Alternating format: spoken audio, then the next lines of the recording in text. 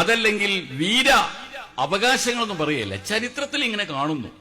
മുസ്ലിങ്ങളെ ഇല്ലായ്മ ചെയ്യുക എന്ന ലക്ഷ്യത്തിന് വേണ്ടി 1500 മുതൽക്ക് AD 1500 മുതൽക്ക് ഈ 2000 വരേക്കുമുള്ള കാലയളവിൽ 4 ശക്തികൾ ശ്രമിച്ചിട്ടുണ്ട്.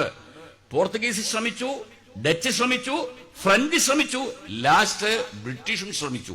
ശ്രമിച്ചവരൊക്കെ അവരെ പാട്ടിന് പോയി എന്നല്ലാതെ ഇവിടെ വാങ്ങി വിളിക്കുന്നതിനോ, ഇവിടെ മദ്രസ നടത്തുന്നതിനോ, ഇവിടെ മതപ്രഭാഷണം നടത്തുന്നതിനോ, ഇവിടെ എഴുത്തിക്കാവ് നടത്തുന്നതിനോ, ഇവിടെ ഉളുഹിയ്യത്ത് ഇറക്കുന്നതിനോ, ഇവിടെ അത്തീഖ ഇറക്കുന്നതിനോ, അതല്ലെങ്കിൽ ഇവിടെ ഹജ്ജിന് പോകുന്നതിനോ ഒരു പോറിലും ഏൽപ്പിക്കാൻ ഈ ശക്തികൾക്കൊന്നും സാധിച്ചിട്ടില്ല. ഇതൊരു വസ്തുതയാണ്. അപ്പോൾ ഇങ്ങനൊരു ചരിത്രം ഞങ്ങൾക്കുണ്ട്. അതുപോലെയുള്ള ഒരു ചരിത്രം ഇനിയും കാണാനുള്ള ഒരു ഇട വരുത്തരുതേ എന്നാണ് നമുക്ക് ലോക്സഭയിൽ കൈപൊക്കിയവരോട് പറയാനുള്ളത്, രാജ്യസഭയിൽ കൈപൊക്കിയവരോട് പറയാനുള്ളത്, ഒപ്പിട്ട് കൊടുത്ത രാഷ്ട്രപതിയോട് പറയാനുള്ളത്.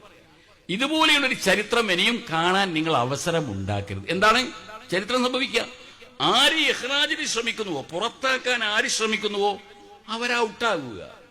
ആരെയാണോ പുറത്താക്കാൻ ശ്രമിക്കുന്നത് അവർ ഇന്നാവുക. ഇത് ഇങ്ങനെയുള്ള ഒരവസ്ഥാവിശേഷത്തിലേക്ക് എത്തിക്കരുതേ എന്ന് നാം അവരോട് കിഞ്ചുകയാണ്. കാരണം എന്തുകൊണ്ട്? അവരൗട്ടാകുന്നത് നമുക്ക് ദുഃഖമുണ്ട്. നമ്മെ ഔട്ടാക്കാൻ ശ്രമിക്കുന്നവർ ഔട്ടാകുന്നത് കാണുന്നത് നമുക്ക് വയ്യ. കാരണം എന്തുകൊണ്ട്? നമ്മളൊരു ചോരയല്ലേ, നാം ഒരു ചോരയല്ലേ. ഹിന്ദു മുസ്ലിം ബായി ഇതല്ലയോ നമ്മെ പഠിപ്പിച്ചിട്ടുള്ളത്?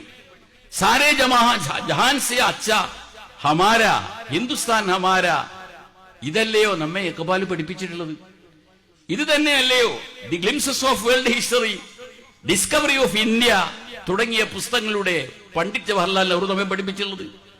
ഇത് തന്നെയാണ് നവഭാരതത്തിന്റെ ശില്പികൾ എന്ന പേരിൽ അറിയപ്പെടുന്ന മദൻ മോഹൻ മാളവി ആയിരുന്നാലും, അതല്ലെങ്കിൽ പണ്ഡിറ്റ് തിലകനായിരുന്നാലും, അതല്ലെങ്കിൽ ലാലാ ലജ്പത് റായി ആയിരുന്നാലും, അതല്ലെങ്കിൽ സാക്ഷാൽ നമ്മുടെ ഗാന്ധിജി ആയിരുന്നാലും, ഇവരൊക്കെ പഠിപ്പിച്ചിട്ടുള്ളതാണ് എന്ത്?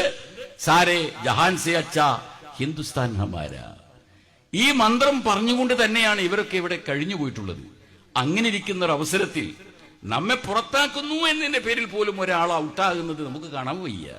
ആ ദുഃഖകരമായ ഒരു ചരിത്രം സൃഷ്ടിക്കാൻ ഇടവരുത്തരുതേ എന്ന് പറയുന്ന ഒരു അപേക്ഷ മാത്രമേ നമുക്കുള്ളൂ. അല്ലാതെ നമ്മുടെ നഫ്സിന്റെ കാര്യത്തിൽ ഒരു കെഞ്ചലോ, അതല്ലെങ്കിൽ ഒരു കുറുമ്പ് പറയലോ, ഹുങ്ക് പറയലോ